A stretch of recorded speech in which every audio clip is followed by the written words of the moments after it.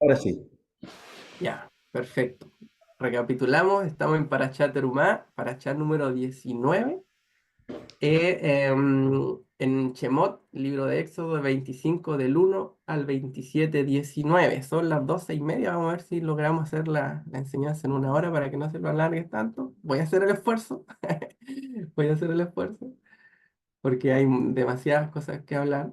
La primera aliyá, como decía, revisando los temas de esta paracha, tenemos la ofrenda voluntaria para construir el tabernáculo y nos habla también del arca, que generalmente de lo que se habla en esta, cuando se comenta la paracha es como uno de los temas principales. Después tenemos en la segunda lilla la descripción del propiciatorio y la mesa también, que está dentro del tabernáculo.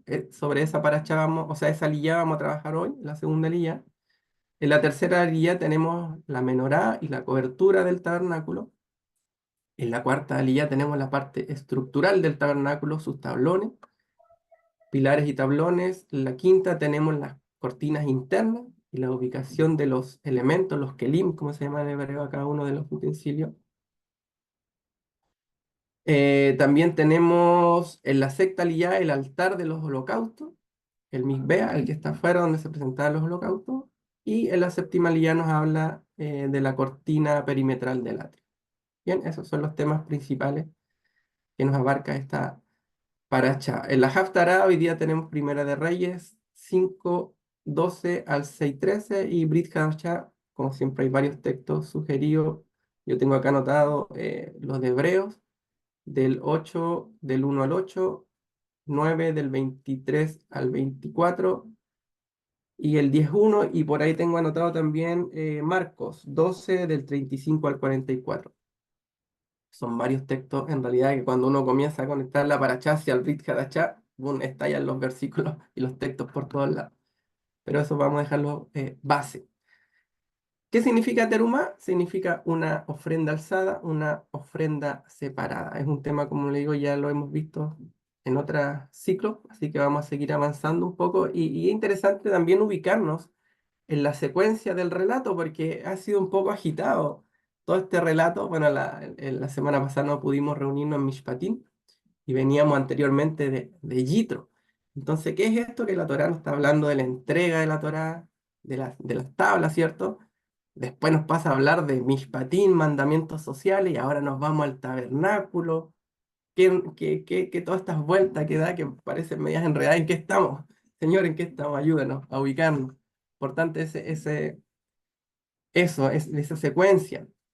Entonces, si recapitulamos hasta la última paracha que fue Yitro, ahí se entregó la Torá, ¿cierto? Y ocurrió que el pueblo dice que no podía soportar la voz de Dios y le pidió a Moshe, tú anda y tú habla con el Eterno y transmítenos mejor porque no damos más, no aguantamos más. Entonces, desde ese momento comienza a hablar Moshe con el Eterno y a transmitirle al pueblo. Y ese es un poco el contexto de Parashá Mishpatim. Mishpatim es la continuación de lo que ya venía hablando el Eterno en Yitro, ¿cierto?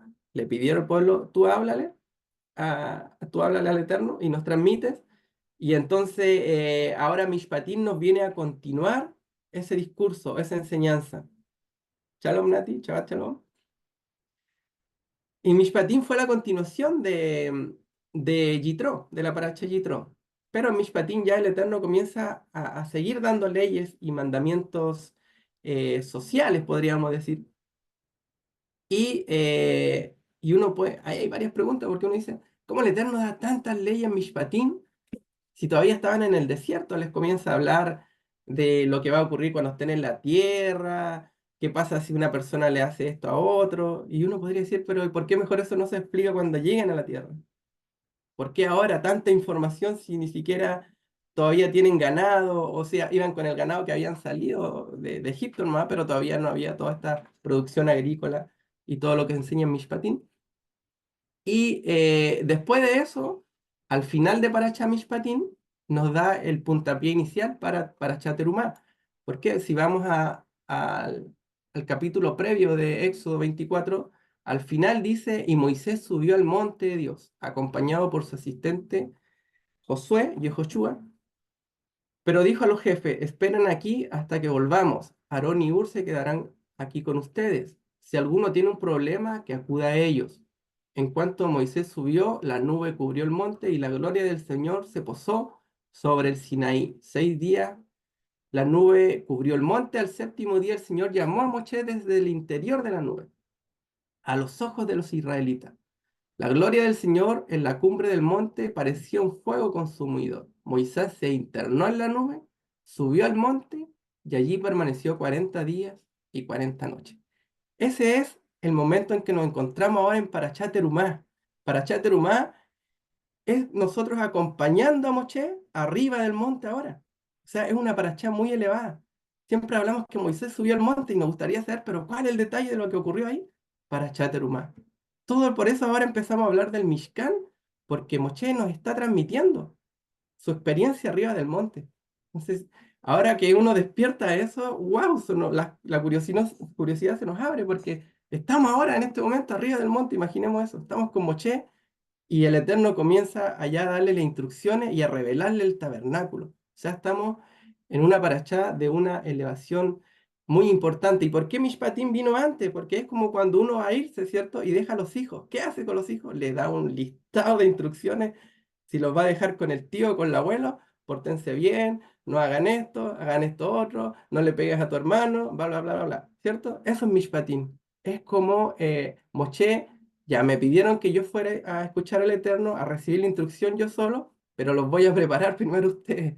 Quédense tranquilos porque esto al Eterno no le gusta. Si un hermano le hace al otro, ojo por ojo, diente por diente, bla, bla, bla. Y todas esas cosas le enseñó Moshe al pueblo previamente, preparándolo, como uno prepara a los hijos cuando yo tengo que irme a estar con el Eterno, a recibir la Torá. Entonces, el contexto de Parashá Terumá. Por eso ahora entramos a esta parachá ya en una elevación espiritual muy especial, porque aquí ya se nos corre o nos metemos a la nube con Moshe. Estamos entrando en este momento a la nube con Moshe y vamos a ver qué nos relata la Torá. Bueno, y acá, como decía, la primera aliyá, vamos a hacer primero la bendición de la Torá para poder pasar a los relatos. Esto es más o menos la introducción. Vamos a hacer una bendición de la Torá, la bendición inicial. No sé si quieren hacerla con respuesta, Raúl, o la hago simplemente yo, o la hacemos con respuesta. Cada uno Sí, por quiere supuesto. hacer. Ya. Dice, Parejuet Adonai Hamemorá. Y ahí el pueblo contesta, La tengo, Ricardo, la puedo proyectar, ¿o no? ya, perfecto. Sí.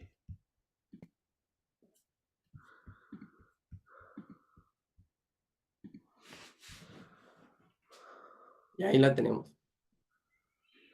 Barhu et Adonai Hamemorá. La Baruch congregación Adonai responde, Hamen Boraj Leolam Baed. Leolam Baed. Baruch Adonai Hamemborah Leolam Baed. Baruch atah Adonai Eloheinu melech haolam. Asher Baharbanu Mikol Haamin. Ben atallanu et oratot. Baruch atah Adonai noten haTorah. Amén. Amén. Bueno, en español dice, bendito eres tu eterno, lo y nuestro soberano del universo, que nos has elegido entre todas las naciones y nos has dado tu Torah. Bendito eres tu eterno, donador de la Torah. Amén. Y Amén. como nos comprometimos, hoy día trabajaremos en la segunda aliyá y vamos a hacer la lectura. Dice, segunda aliyá, Shemot 25, 17 al 30. Hazle al arca una tapa de oro puro, de 2 codos y medio de largo por 1 codo y medio de ancho. Y para los extremos de la tapa del arca harás 2 querubines de oro trabajado a martillo. Y en cada uno de los extremos irá un querubín. Hazlo de modo que formen una sola pieza con la tapa del arca. Los querubines deberán tener las alas extendidas por encima de la tapa del arca y cubrirlas con ellas. Quedarán el uno al otro mirando hacia la tapa del arca. Coloca la tapa encima del arca y pon dentro de ella las tablas del pacto que voy a entregarte. Yo me reuniré allí contigo en medio de los 2 querubines que están sobre el arca donde están las tablas del pacto. Desde la parte superior de la tapa del arca te daré todas las instrucciones que habrás de comunicarles a los israelitas. El 23 dice, haz una mesa de madera de acacia de 2 codos de largo por 1 codo de ancho y 1,5 codos de alto. Recúbrela de oro puro y pon alrededor una moldura de oro. Haz también un reborde de 1 palmo de ancho y una moldura de oro para ponerla alrededor del reborde. Haz 4 anillos de oro para la mesa, sujétalo a sus 4 esquinas, donde van las 4 patas, y los anillos deben quedar junto al reborde para pasar por ello las varas empleadas para transportar la mesa. Esas varas deben ser de madera de acacia y estar recubiertas de oro. También deben tener o deben ser de oro puro sus palos y sus bandejas, sus platos y sus bandejas, así como las jarras y tazones para verter las ofrendas líquidas. Sobre la mesa pondrás el pan de la presencia para que esté ante mí siempre. Amén. Ahí tenemos la segunda aliyá. Hay una bendición posterior también de la Torá, no sé si esa la tiene Raúl, la bendición posterior a la lectura de la Torá. Ya.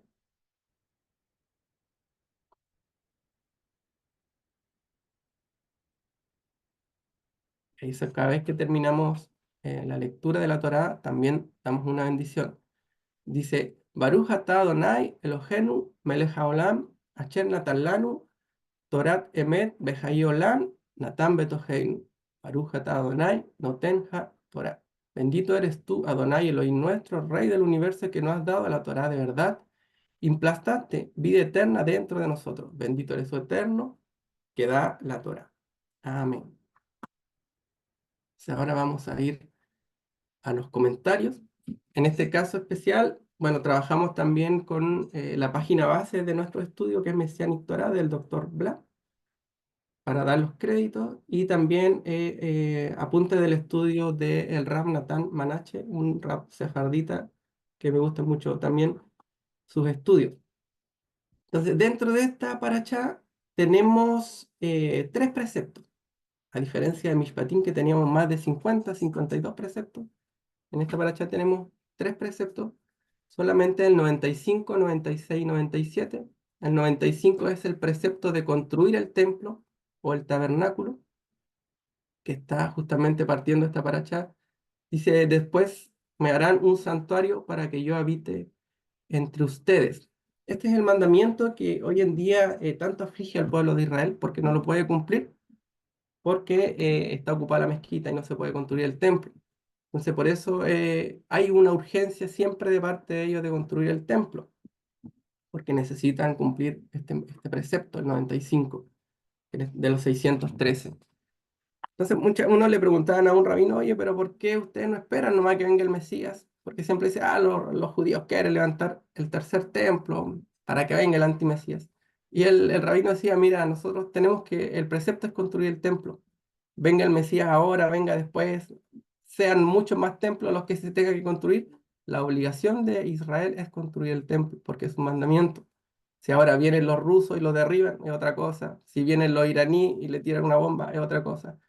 Pero son como monos porfiados. Tienen que construir el templo. La única razón de ser de que Israel esté en la tierra no es para hacer turismo ni nada, es para construir el templo y honrar el nombre del Dios, de nuestro Dios. Esa es la función de Am Israel en la tierra. Y en este rato no la pueden cumplir, por eso siempre está una urgencia y están ahí como muy pendientes de cualquier oportunidad de poder construir el templo, justamente por este mandamiento de Parashat Terumah. Bueno, después están los otros mandamientos, la prohibición de quitar las varas de los anillos del arca, el precepto de poner el pan del semblante o el pan de la presencia, y el incienso, que es el ketoret. Esos son los 3 mandamientos de esta paracha. Y entramos ya con algunos comentarios de nuestros hermanos. Tengo acá un comentario de Midrash Rabbah, que es quizá el Midrash más importante, donde dice que el santuario terrenal está orientado igual que el celestial. O sea, ¿a qué hace referencia esto? A que el santuario terrenal está construido con la misma idea del celestial. O sea, cada utensilio del terrenal representa algo del celestial. ¿Qué es lo que dice ahí? Se puede hacer. Hay un comentario, ¿se puede hacer el templo en otro lugar o solo se debe construir en Jerusalén? Es que el lugar que escogió el Eterno para poner su nombre, Jerusalén, tiene que ser ahí. Así que bueno, en este rato hay un pequeño conflicto, no se puede hacer, pero es una intención que Am Israel tiene siempre en su corazón y él apenas pueda tiene que hacerlo. Bueno, el Midrash Rabbah parte comentando que la idea del templo terrenal, el que vemos aquí en Parashat Terumá, es una figura del celestial y eso está en concordancia también con nuestro nuevo pacto, Brit Hadashah. En Hebreos 9:24 dice, porque el Mesías no entró en un lugar santo hecho por manos, una representación del verdadero, sino en el cielo mismo. A que el verdadero no quiere decir que el del cielo quiere descalificar al de la tierra, sino que simplemente es una reproducción que el Eterno nos da para que nosotros podamos entender la realidad espiritual. Parashat Terumá nos muestra la relación de lo celestial por medio de lo físico. Esa es un poco la función de este Mishkan aquí en la tierra. Vamos a partir nuestro estudio utilizando la metodología de nuestros hermanos judíos, que es por medio de preguntas. El estudio de la Torá, como lo hacen nuestros hermanos, siempre ellos parten con muchas preguntas. De hecho, cuando uno lee la Torá, no sé si a ustedes les ha pasado, pero se llenan de preguntas. Es como que la Torá está escrita de tal manera que provoca en nosotros preguntas. Comenzamos a leer, pero ¿y por qué dice esto? ¿Y por qué vuelve a repetirlo? ¿Y por qué acá dijo esto y acá dice esto otro? Es como que nos provocara a preguntarnos. Entonces, esa es una manera en que nuestro pueblo de Israel tiene como metodología de estudio. Las yeshivas por eso siempre están de a dos, haciéndose preguntas, planteándose preguntas. De hecho, en Pesach, ¿se acuerda que tenemos los cuatro hijos que hacen preguntas en Pesach? Porque es parte de la cultura de nuestro pueblo. Entonces vamos a plantear algunas preguntas y ver si podemos lograr alguna respuesta. Respecto al propiciatorio, que es el primer elemento, en hebreo es caporet, vamos a hacernos algunas preguntas. Dice, si la Torá dice que no se deben hacer imágenes, ¿cierto? Lo vimos en Parashá Yitro, cuando se entrega la Torá, dice no se pueden hacer imágenes. ¿Por qué ahora el Eterno nos manda a hacer imágenes de querubines?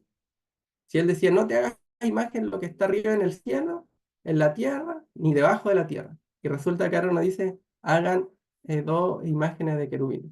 Entonces, ¿qué ocurre ahí?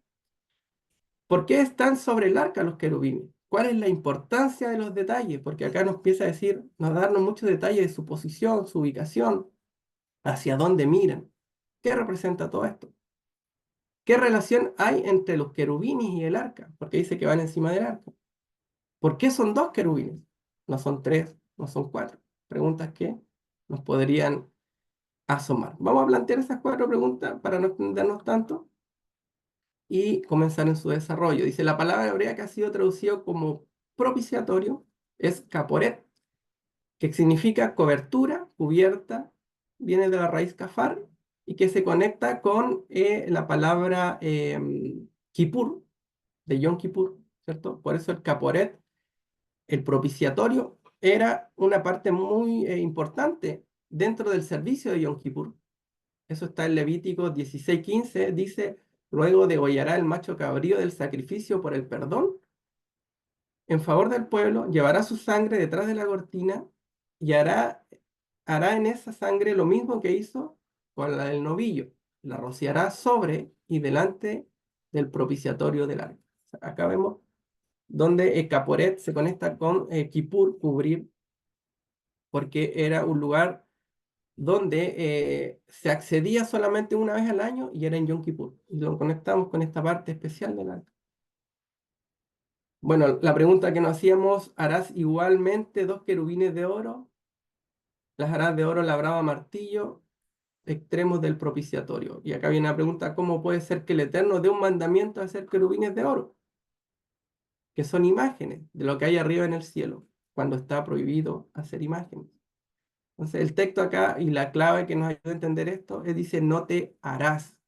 O sea, eso hace alusión a que no debemos hacer cuando es de nuestra propia iniciativa. pero cuando viene como orden del Eterno, ahí sí se puede, porque el momento dice, no te harás tú. O sea, yo no, si yo quisiera hacer otra imagen, yo imaginarme no puedo hacer eso, a no ser que venga como instrucción del Eterno. Lo mismo ocurrió con la serpiente de bronce, ¿se acuerdan? También podríamos decir lo mismo. ¿Por qué hay que hacer una imagen de una serpiente de bronce? Pero si nuestro Padre Celestial nos da la instrucción, ahí sí se puede.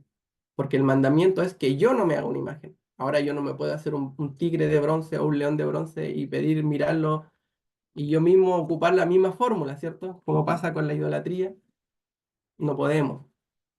Pero cuando el Eterno manda algo, ahí sí aplica. Dice, y los querubines tendrán extendidas las alas hacia arriba, cubriendo el propiciatorio con sus alas, unos frente a otros. Los rostros de los querubines quedarán vueltos hacia el propiciatorio. O sea, miraban, estaban de frente, pero mirando hacia abajo. Estaban mirando hacia abajo. ¿Y esto es que nos enseña? Dice, estos dos querubines están adorando al Eterno, que es invisible, que se manifiesta con su luz entre estos dos, debajo de sus alas y encima del arca. Como son dos, los hijos de Israel no los confundirán con el Eterno. Y como están adorando, inclinándose y extendiendo sus alas, no pueden ser confundidos con dioses. Están señalando hacia alguien más importante. Entonces, si bien el Eterno mandó a hacer esta figura, también tuvo como el cuidado de que su diseño fuera un diseño que estuviera honrándolo a él. ¿Se fijan? Porque estaban postrándose y apuntando hacia algo mayor que ellos mismos. También los querubines, ya dando una interpretación quizá un poco más aplicada a nuestra vida, nos habla también de la importancia y la unidad entre nosotros como hermanos junto con el Eterno. Después dice, y pondrás el propiciatorio encima del arca, y el arca pondrás el testimonio que yo te daré. Allí me citaré contigo. Y de sobre el propiciatorio, de entre los querubines que están sobre el arca del testimonio, te hablaré acerca de todo lo que he de darte por mandamiento para los hijos de Israel. Entonces vemos cómo el Eterno pone esta parte del propiciatorio o del Mishkan como el lugar de encuentro entre Moshe y él, justamente para poder hablarle. Entonces, si entendemos de qué se trata el Mishkan, como hemos hablado en otras ocasiones, el Mishkan comienza el Eterno a dar la instrucción desde el arca, ¿cierto? Que es lo más interior, hacia afuera. Entonces, en lo más interno de nosotros, que es nuestro corazón. Y ese es el lugar donde tenemos que tener nuestro encuentro con Dios, en nuestro corazón, donde Él nos hable y podamos escuchar su voz. Por eso es importante también la oración, la adoración, que es lo que recién hablábamos, por tener también estos encuentros de intimidad y también nuestros propios estudios de Torah. Cuando nosotros estudiamos Torah, traemos esa presencia, porque ¿qué había dentro del arca? Las tablas del pacto, ¿cierto? Y delante del arca muchos dicen que estaba también el rollo de Torah posteriormente. Entonces, el estudio de Torah, el que nosotros comencemos a estudiar Torah en nuestra casa, más allá de lo que podemos compartir como hermanos, ¿cierto? El Eterno comienza a hablarnos en nuestro hogar y ahí es donde vienen las preguntas, ¿cierto? Yo creo que si cada uno expusiéramos las preguntas que nos nacieron durante el estudio de la Torah, tendríamos muchas preguntas que responder. Y lo más probable es que cada uno de nosotros tenga que responder esas preguntas porque el Eterno algo quiere hablarnos. Porque en mí despertó una cosa, en otro hermano despertó otra cosa, y ahí está cómo el Eterno nos habla a cada uno y a nuestras propias situaciones, nos llama la atención. Y tenemos que poder escudriñar eso para poder encontrar respuestas para nuestra vida de parte de Dios. Es el que nos despierta esa curiosidad y esas preguntas especiales.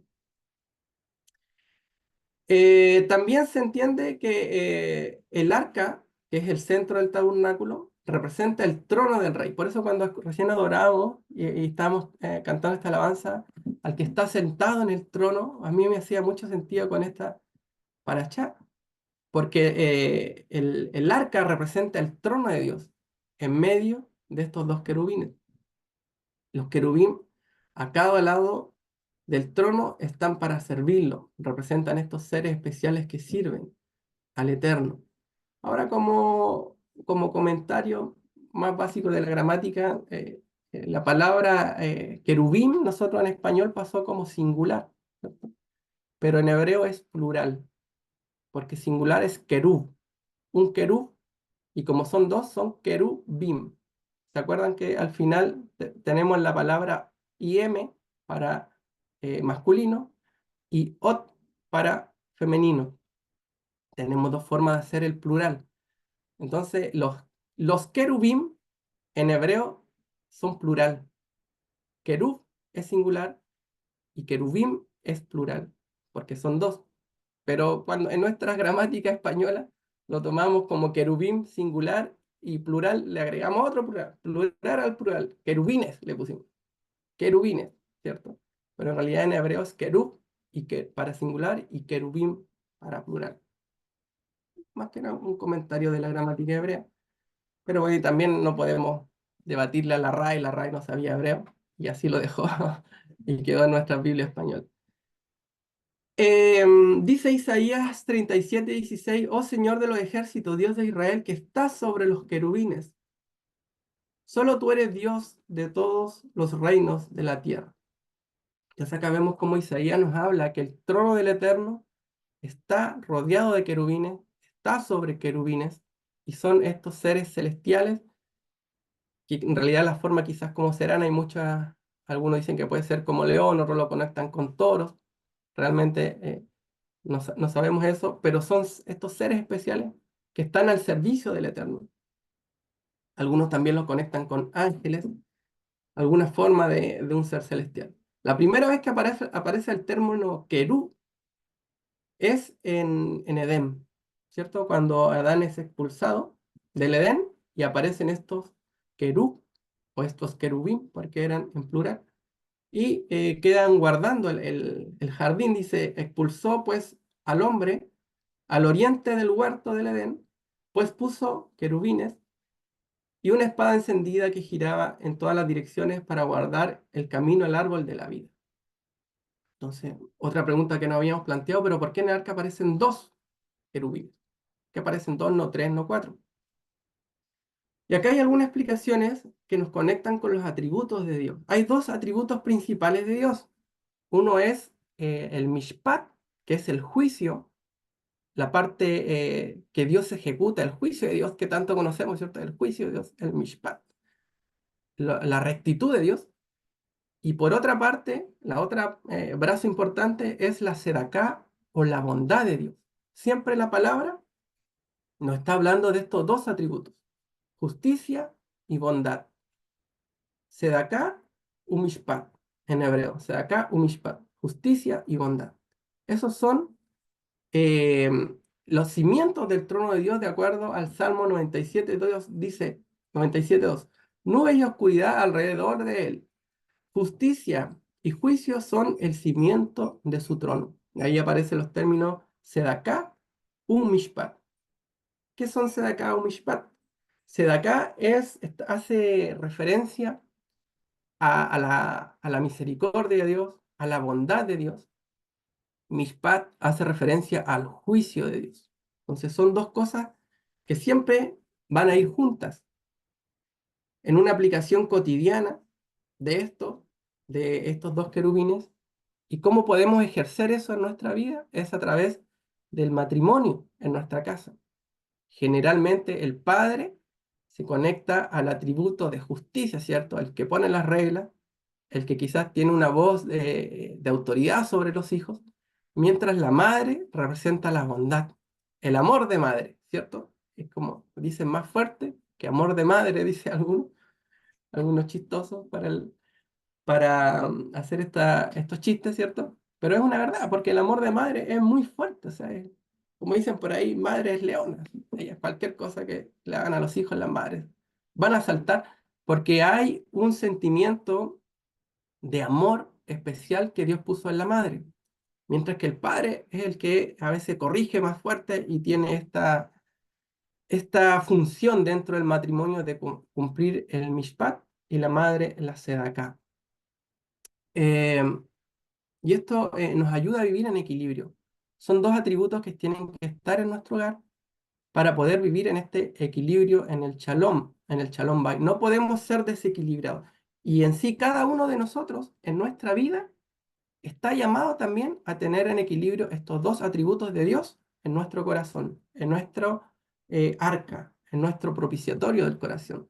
Que dice Isaías 56:1. Así dice el Señor: preserva el derecho y hace justicia, porque mi salvación está para llegar y mi justicia para ser revelada. O sea, el Eterno nos está hablando de las dos cosas nuevamente.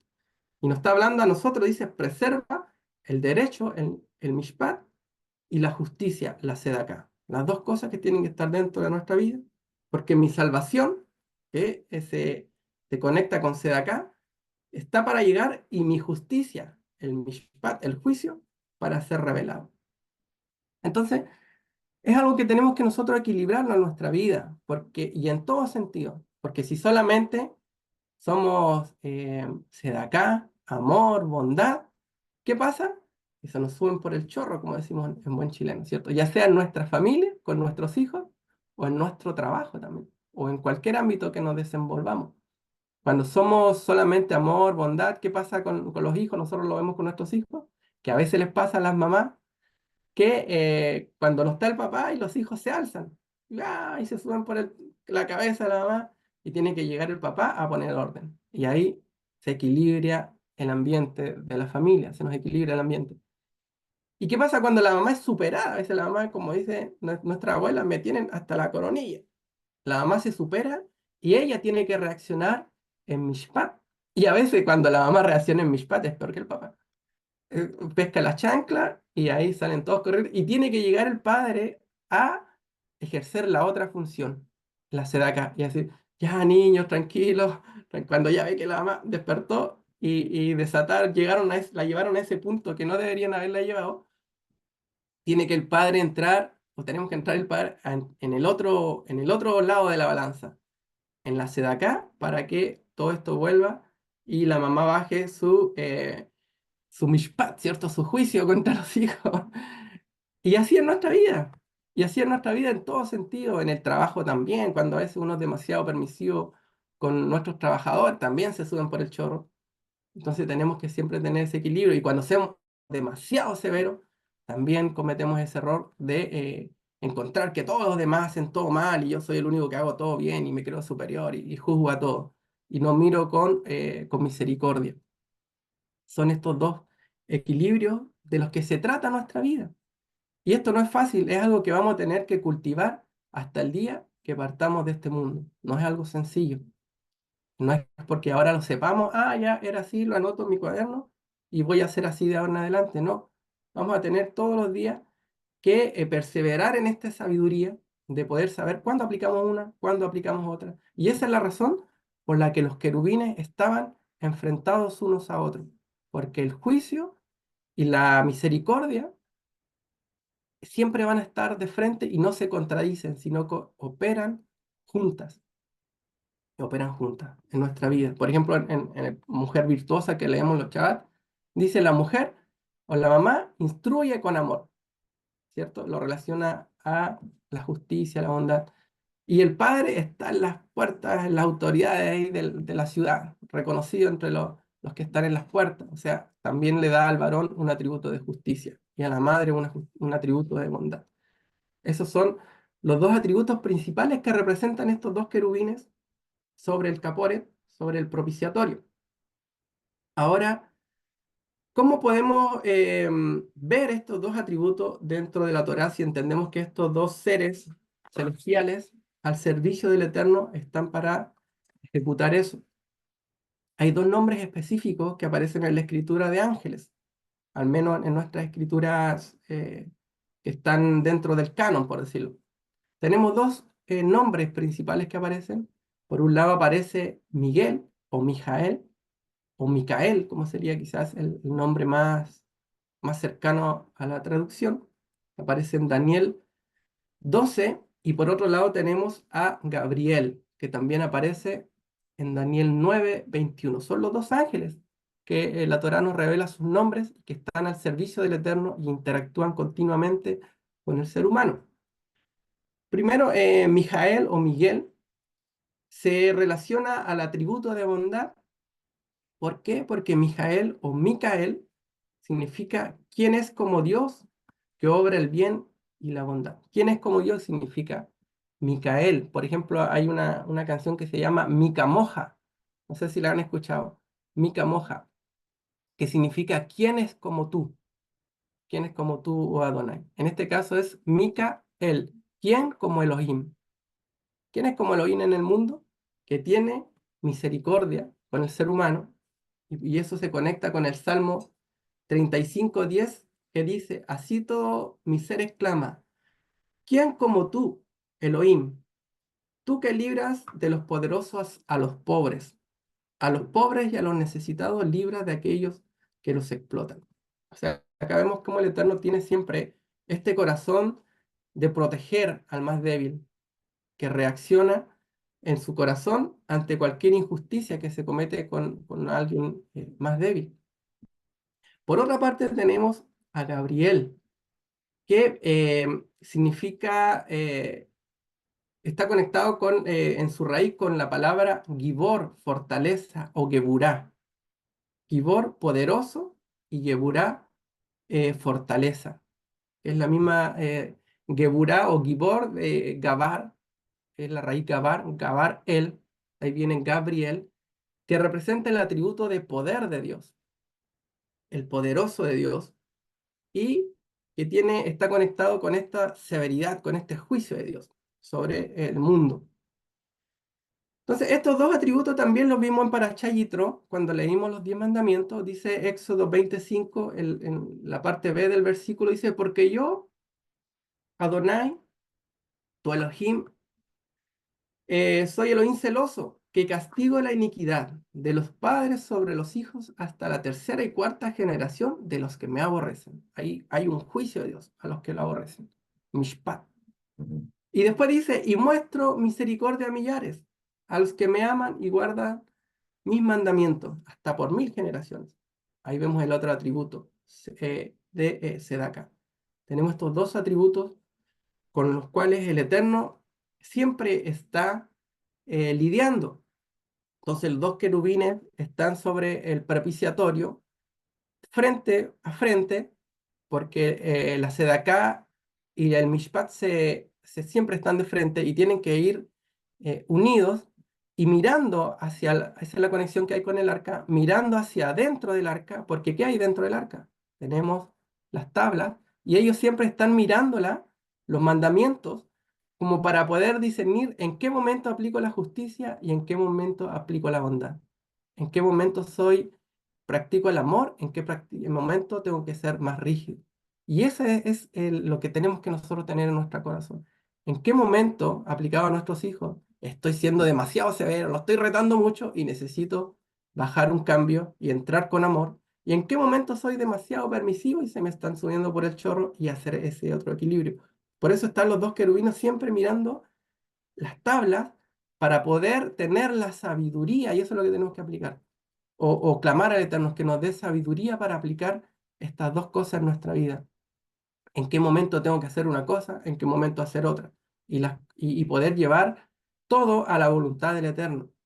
Por ejemplo, pasó con Aarón, que Aarón siempre se caracterizó más por su amor, ¿cierto? Su bondad. Pero ¿qué pasó? El pueblo se le desordenó también a Aarón.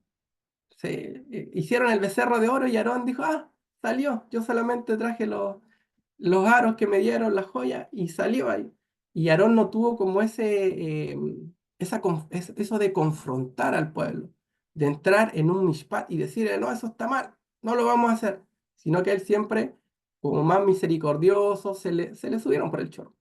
Mientras que Moshe por el otro lado a veces llegaba y les ponía los puntos sobre la i. Entonces ahí vemos cómo siempre es necesario dos personas, por eso no es bueno ir solo, que el hombre esté solo sobre todo. Si mejor son dos que uno, porque podemos hacer ese equilibrio, ¿cierto? El uno ir equilibrando al otro y poder caminar en la voluntad de Dios. Eso es lo que nosotros tenemos que equilibrar en nuestra vida y en nuestro corazón. Vemos también esto en Sodoma y Gomorra, ¿se acuerdan? Aparece nuevamente este mismo concepto cuando aparecen los tres seres que vienen de visita. Uno de ellos es la menra, ¿cierto? La representación de Elohim en la tierra, pero también vienen otros dos ángeles. ¿Por qué vienen otros dos? Vamos al Génesis 18:16, dice, y entonces los hombres se levantaron de allí y miraron hacia Sodoma. Y Abraham iba con ellos para despedirlo. Y el Señor le dijo, ocultaré a Abraham lo que voy a hacer, puesto que ciertamente Abraham llegará a ser una nación grande y poderosa, y en él serán benditas todas las naciones de la tierra, porque yo lo he escogido para que mande a sus hijos y a su casa después de él, que guarden el camino del Señor, haciendo justicia y juicio. Y acá nuevamente aparecen estas dos palabras, mishpat, sedaká u mishpat. Eso es lo que el Eterno quiere de Abraham. Y para que puedan ir en sus caminos necesitamos estos dos atributos, el mishpat y la sedaká, para que el Señor cumpla en Abraham todo lo que él ha dicho acerca de él. Entonces, más adelante en el versículo 25 dice, lejos de ti hacer tal cosa, cuando ya está intercediendo Abraham, ¿cierto? Matar al justo con el impío, de modo que el justo y el impío sean tratados de la misma manera. Lejos de ti, el juez de toda la tierra, ¿no hará justicia? Entonces el Señor dijo, si hay en Sodoma 50 justos dentro de la ciudad, perdonaré a todo el lugar por consideración de ellos. O sea, acá vemos cómo el Eterno había dictado un juicio, pero la intercesión de Abraham despierta la sed acá y el Eterno dice, ya, Abraham, se encuentran 50, los perdono a todos. Vemos cómo siempre el Eterno va con eso. Y esto a mí me hablaba mucho porque a veces uno es demasiado severo, somos demasiado severos y decimos, no, yo guardo Torah y las cosas acá.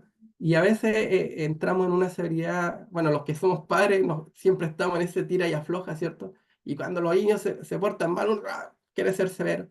Pero a veces uno recalcula y dice, pucha, de repente estoy siendo demasiado pesado. Y nos acordamos cuando yo era chico, por ejemplo, el otro día Florencia se trepaba en las paredes y yo, ¡ay, señor! Me va a dejar las paredes todas manchadas. Y el Señor me hizo acordar que yo hacía lo mismo cuando era chico. Yo también, y me llevó al mismo lugar. Y yo me jugaba al Spider-Man y me trepaba como en dos paredes y me ponen un pie encima del otro. Y jugaba y ya. Entonces, te eres siendo demasiado severo, ¿qué cuesta después pasar un paño y limpiar? Entonces, a veces el Eterno nos trae eso, a ese equilibrio en nuestra vida. Y vemos que estos dos ángeles tenían una función. Por un lado, había un ángel que iba a ejecutar el juicio en Sodoma, y por otro lado, había uno que iba a salvar. ¿A quién? A Lot y su familia. Vemos la justicia y la bondad aplicada en el mismo lugar. Esto lo vemos, dice en el Génesis 20:12, entonces los dos hombres dijeron a Lot, ¿a quién más tienes aquí? ¿A tu yerno, a tus hijas, a tus hijos, a tus hijas? Que tengas en tu ciudad, sácalo de este lugar, porque vamos a destruir este lugar. O sea, los que iban a destruir el lugar eran los ángeles enviados. Pues su clamor ha llegado a ser tan grande que el Señor nos ha enviado a destruirlo. Entonces, estos dos ángeles tenían esa misión. Por un lado, sacar la bondad y por otro lado, establecer el juicio de Dios a través de ellos. Bien, entonces, interesante que después cuando Hadachá comienza a aparecer nuevamente esta figura de ángeles y específicamente ocurrió en la resurrección de Yeshua. Si nos vamos a la resurrección de Yeshua, también aparecen dos ángeles, ¿se acuerdan? En su tumba. Cuando él resucita, también aparece nuevamente este mismo patrón. Dice en Juan 20:11, pero María se quedó afuera llorando junto al sepulcro. Mientras lloraba, se inclinó para mirar dentro del sepulcro y vio a dos ángeles vestidos de blanco sentados donde había estado el cuerpo de Yeshua. Uno a la cabecera y otro a los pies. O sea, nuevamente uno a un extremo y el otro al otro extremo, como en el arca del pacto. Dice, ¿por qué lloras? Le preguntaron los ángeles. Es que se han llevado a mi señor y no sé dónde lo han puesto. Él le respondió. Apenas dijo esto, volvió la mirada y allí vio a Yeshua de pie, aunque no sabía que era él. Yeshua le dijo, ¿por qué lloras, mujer? ¿A quién buscas? Ella, pensando que se trataba del que cuidaba el huerto, le dijo, Señor, si usted se lo ha llevado, dígame dónde lo ha puesto, y yo iré por él. María dijo a Yeshua. Ella se volvió y exclamó, Raboni en hebreo, que significa maestro. O sea, ella no se había dado cuenta. ¿Por qué? Porque ella pensaba que era el que cuidaba el huerto. Lo confundió como con un jardinero. Y ahí, si volvemos al razonamiento de nuestro hermano judío, ¿y por qué lo confundió con un jardinero y no con un carpintero y no con cualquier otra cosa? ¿Por qué con un jardinero?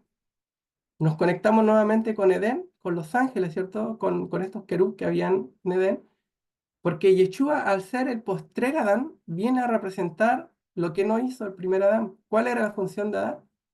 Cuidar el huerto. Él estaba a cargo del huerto. Ahora Yeshua, cuando resucita, la primera impresión que él quiere mostrar a María Magdalena en este caso es que él es el que cuida el huerto ahora y el que nos ha abierto un acceso al huerto nuevamente a través de estos dos querubines que estaban ahí, que ahora sí nos miran con amabilidad, ¿cierto? Y él es ahora el que está, el que se presenta como el que cuida el huerto. Él es el que nos ha dado nuevamente el acceso, el acceso nuevamente al lugar del templo, que estaba en el huerto. Eh, bueno, el lugar del velo, en el lugar santísimo, ¿era el único lugar donde habían querubines? ¿O habían en más lugares? ¿Cierto? En Shemot, en Éxodo 26:31 dice, y harás además un velo de tela azul, púrpura y escarlata, de lino fino torcido, será hecho con querubines de obra de artífice. Entonces, ¿habían más querubines en el lugar santísimo? Sí, habían más querubines. Aparte de los que estaban en el arca, estaban también los querubines que estaban en el velo, que separaban el lugar santo del lugar santísimo. Y también habían querubines bordados en las cortinas del tabernáculo. Dice, también habían, en Éxodo 26:1 dice, hace el santuario con 10 cortinas de tela de lino fino y lana de color azul, carmesí y escarlata, con querubines artísticamente bordados en ella. Entonces, dentro del Mishkan, habían querubines por todos lados. Habían querubines en el arca, habían querubines en el velo de acceso al lugar santísimo y habían querubines al interior del Mishkan. Entonces, la escena al entrar al Mishkan por parte de Moshe era un lugar rodeado de ángeles y querubines, por decirlo, como dice la canción. Esto lo podemos ver en Ezequiel. Ezequiel 1:22 dice, sobre la cabeza de los seres vivientes había una gran expansión, muy hermosa y reluciente como el cristal. Debajo de esta expansión, las alas de estos seres se extendían y se colocaban entre sí. Además, cada uno de ellos tenían otras dos alas con las que se cubrían el cuerpo. Cuando los seres avanzaban y no podían oír el ruido no se podía oír el ruido de sus alas, eran como el estruendo de mucha agua. O sea, yo podía oír el ruido de sus alas, era como el estruendo de mucha agua. Como la voz del Todopoderoso, como el tumulto del ruido de un ejército cuando se detenían y replegaban sus alas.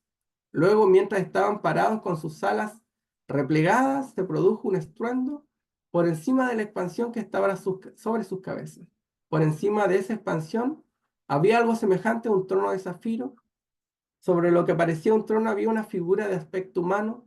De lo que parecía ser su cintura para arriba había algo brillante como el metal refulgente rodeado de fuego. De su cintura para abajo vi algo semejante al fuego y un resplandor de alrededor, en su alrededor. El resplandor era semejante al arco iris cuando aparecen las nubes en un día de lluvia. Tal era el aspecto de la gloria del Señor. Ante esa visión caí en tierra y oí la voz de alguien que me hablaba. Aquí vemos cómo Ezequiel tiene una visión del trono de Dios, rodeada también de todos estos querub. En este caso eran cuatro. Recordemos que tenemos dos en el arca y tenemos otros dos en el velo que hace acceso al arca. Tenemos cuatro. Y además de los que están bordados en las cortinas de alrededor del tabernáculo. Eran 10 cortinas, dice, artísticamente bordadas con querubines.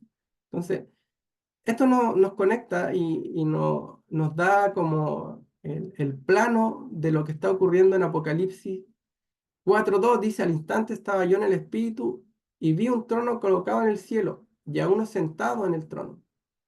El que estaba sentado era de aspecto semejante a una piedra de jaspe y sardio. Alrededor del trono había un arcoíris de aspecto semejante a la esmeralda, y alrededor del trono había 24 tronos. Sentados en los tronos, 24 ancianos vestidos de ropas blancas con coronas de oro en la cabeza. Del trono salían relámpagos, voces y truenos. Delante del trono había 7 lámparas de fuego, ardiendo, que son los 7 espíritus de Dios. Delante del trono había como un mar transparente, semejante al cristal, y en medio del trono, alrededor del trono, vi 4 seres vivientes llenos de ojos por delante y por detrás. En Apocalipsis 5:11 dice, y miré y oí la voz de muchos ángeles alrededor del trono, y de los seres vivientes, y de los ancianos, y el número de ellos era miriada de miriadas, millares de millares, que decían a gran voz, el Cordero fue inmolado, es de recibir poder, riqueza, la sabiduría, la fortaleza, el honor, la gloria y la alabanza. Acá tenemos también otras revelaciones de este lugar y nos hacen entender el Mishkan. Tenemos las lámparas, tenemos este mar de cristal que muchos lo conectan con el lavacro, que también era, su nombre era el mar. Tenemos los ángeles.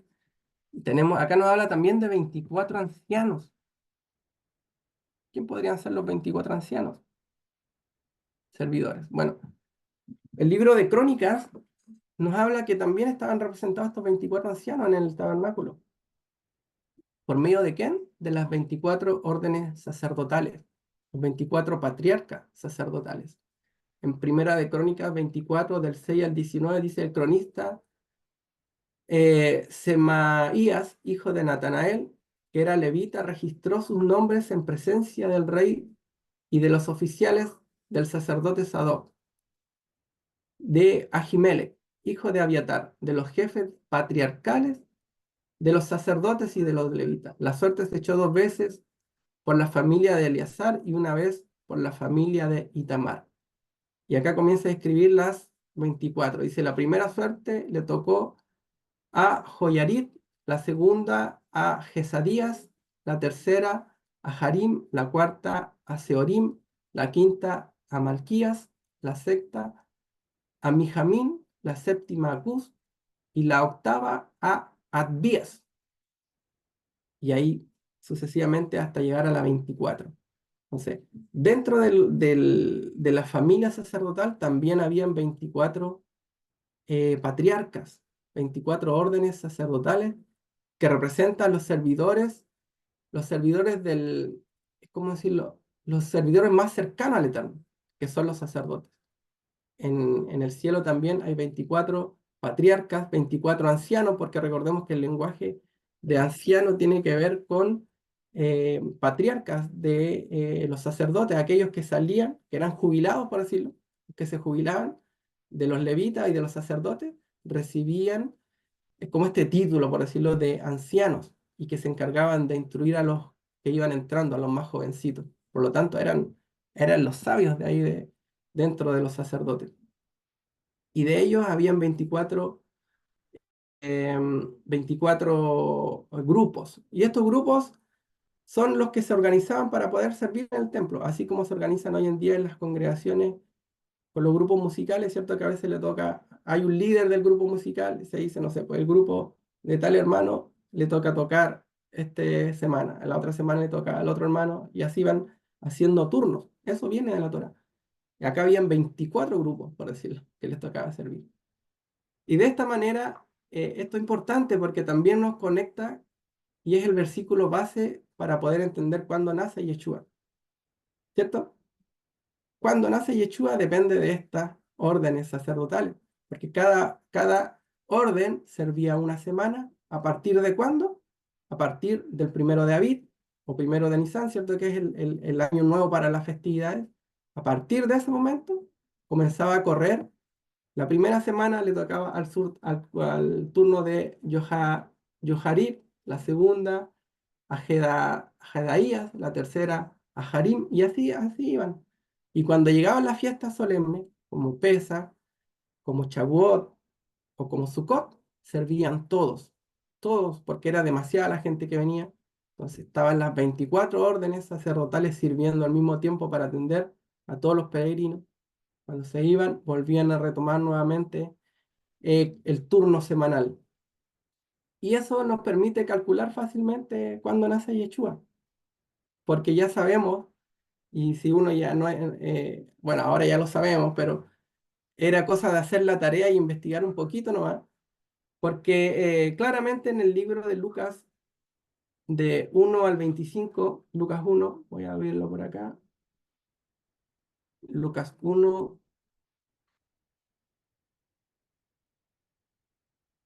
a ver, espérenme. A Lucas 1:5 al 25, el anunciamiento de Juan el Bautista. Dice, en los tiempos de Herodes, rey de Judea, hubo un sacerdote llamado Zacarías, miembro del grupo de Abías. Ese dato que nos da Lucas es pero vital para saber cuándo nace Yeshua. ¿Por qué? Porque nos ubica en el tiempo y en el espacio del contexto de Israel del primer siglo y nos dice que Zacarías era grupo del miembro de Abías. Y Abías dentro de Crónica está en la octava orden. O sea, en la octava semana, además en medio tenemos la semana de Pesach, ¿cierto? Entonces probablemente le tocó servir en la novena semana también, una semana y después retomó su servicio. Y a partir de ese momento podemos calcular el nacimiento primero de Juan el Bautista. ¿Por qué? Porque más adelante nos da ese relato. Interesante que acá dice era miembro del grupo de Abías. Su esposa Elizabeth también era descendiente de Aarón. O sea, tanto Zacarías como Elizabeth eran descendientes de Aarón.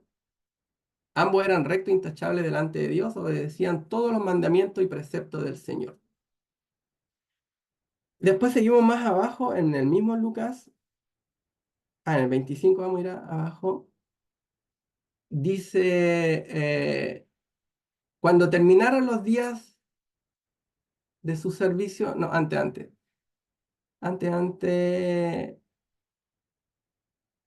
cuando se le aparece el ángel. Bueno, vamos a terminar leyendo todo. Un día Zacarías, por haber llegado a su turno de su grupo, oficiaba como sacerdote delante de Dios, le tocó en suerte, y le tocó en la suerte, según la costumbre del sacerdocio, o sea, lo que lo vimos recién, entrar en el templo del Señor para quemar incienso. Cuando llegó la hora de ofrecer el incienso, la multitud reunida afuera estaba orando. En esto un ángel del Señor se apareció a Zacarías a la derecha del altar del incienso. Al verlo, Zacarías se asustó y el temor se apoderó de él. El ángel dijo, no tengas miedo, Zacarías, pues ha sido escuchada tu oración. Tu esposa Elizabeth te dará un hijo y le pondrás por nombre Juan o Johanán. Tendrás gozo y alegría y muchos se regocijarán por su nacimiento porque él será un gran hombre delante del Señor. Jamás tomará vino ni licor y será lleno del Espíritu Santo aún antes de su nacimiento. Hará que muchos israelitas se vuelvan al Señor. Él irá primero delante del Señor con el espíritu y el poder de Elías para reconciliar a los padres con los hijos y guiar a los desobedientes a la sabiduría de los justos. De este modo preparará para el Señor un pueblo bien dispuesto. ¿Cómo podré estar seguro de esto? Preguntó Zacarías al ángel. O sea, había ahí, Zacarías dijo, ya muy bien, pero ¿cómo voy a estar seguro de este tema? Ya soy anciano y mi esposa también, de avanzada edad, dice. Y mire lo que dice acá. Yo soy Gabriel y estoy a las órdenes de Dios, contestó el ángel. He sido enviado para hablar contigo y darte estas buenas nuevas. Pero como no creíste a mis palabras, las cuales se cumplirán a su debido tiempo, te vas a quedar mudo y no podrás hablar hasta el día en que todo esto suceda. Y ahí entra el personaje que recién conocimos. Y Gabriel, como era el atributo de Geburá, de Gibor, le lanza el tiro. O sea, no le dice, mira, te voy a explicar mejor. No, quedaste mudo. ¿No creíste? Quedaste mudo. Entonces, mientras tanto, el pueblo estaba esperando a Zacarías y le extrañaba que se demorara tanto en el templo. Cuando por fin salió, no podía hablarle, así que dieron cuenta de que había tenido una visión. Se podía comunicar solo por señas, pues seguía mudo. Cuando terminaron sus días de servicio, regresó a su casa. Poco después, su esposa Elizabeth quedó embarazada y se mantuvo recluido 5 meses. Esto, decía ella, es obra del Señor, que ahora ha mostrado su bondad al quitarme la vergüenza que yo tenía delante de los demás. O sea, que cuando sale ya dice pocos días, cuando la escritura dice pocos días, es pocos días. No es como nosotros que decimos poco y harto después. No, es pocos días. Por eso de acá podemos calcular la salida del turno de Zacarías y decir ya, por lo menos una semana, son pocos días, un juego de tolerancia de error, por decirlo, una semana más o menos donde es muy probable que ya haya sido engendrado en el vientre de Elizabeth Juan el Bautista. Y acá sigue, nos conecta de la misma manera con Yeshua. Dice, vamos al versículo 36, para no leer tanto. Dice también, en el 35, y dijo el ángel, el Espíritu Santo vendrá sobre ti. Acá ya está hablando con María, la madre de Yeshua, o Miriam. El Espíritu Santo vendrá sobre ti y el poder del Altísimo te cubrirá con su sombra. Así que al santo niño que va a nacer lo llamarán hijo de Elohim. También tu parienta Elizabeth va a tener un hijo en su vejez. De hecho, la que decían que era estéril ya está en el sexto mes de embarazo, porque para Dios no hay nada imposible. O sea, acá nos da todas las fechas, nos da todo el puzzle para poder saber cuándo nace Yeshua, nos da el momento en que nace, que es fecundado Juan el Bautista, y después nos dice que se lleva 6 meses de edad, ¿cierto? Le lleva de ventaja a Juan el Bautista y eso nos permite calcular fácilmente. Ahora ya lo vemos fácil, ¿cierto? ¿Cómo no se dieron cuenta antes? ¿Cómo no nos dimos cuenta antes? No conocíamos la tradición de Israel que nos da el orden de los turnos, por eso es importante la tradición de Israel, eso está en la Mishnah, donde enseña los turnos. Interesante, a mí me llama la atención que le dice que eran parientas, ¿se fijaron?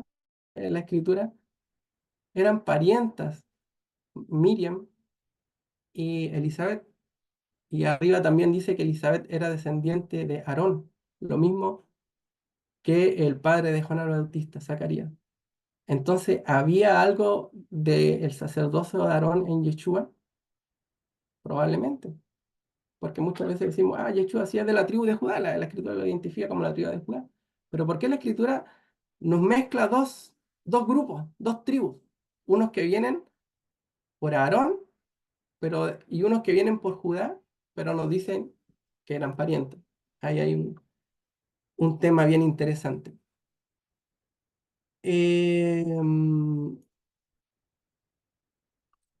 Bueno, hasta ahí llegamos, cumplí, son las 13:34, la horita justa, se me quedó afuera la mesa, pero ese tema nos dan hasta las 2:30. Así que lo dejamos hasta ahí, hermano, por esta vez. Espero que les sea de bendición en lo personal esta enseñanza de poder entender los atributos de Dios que representan los querubín, el Mishpat y la Sedaká, que siempre estén en nuestro corazón y mirando los mandamientos, creo que va a ser, y como dice la Escritura, son el camino que nos debe guiar en nuestro día a día, porque es importante que podamos sacar lecciones para nuestra vida, cómo cumplimos la Torah. A veces decimos, vamos a cumplir la Torah, pero ¿cómo? ¿Cómo la cumplimos? Y una forma práctica es eso, poder vivir este equilibrio en nuestra vida, cada uno en nuestro interior podamos reconocer cuando nos estamos yendo para un lado y necesitamos el otro extremo, o cuando estamos yendo hacia el otro lado, y poder siempre vivir en como esa cuerda floja, ¿cierto? Que nos permite ir por el camino estrecho, este camino como los equilibristas en justicia y bondad, y también en nuestra familia, con el apoyo de nuestra esposa, también es fundamental. Por eso no es bueno que el hombre esté solo, necesitamos esa ayuda idónea que nos ayuda a poder enderezar muchas veces nuestras actitudes, porque uno solo en su propia opinión, dice uno sabe en su propia opinión, pero a veces desde afuera, a una segunda mirada nos ayuda a tener ese equilibrio. Eso, hermano, Shabbat Shalom. Espero que les sea de bendición.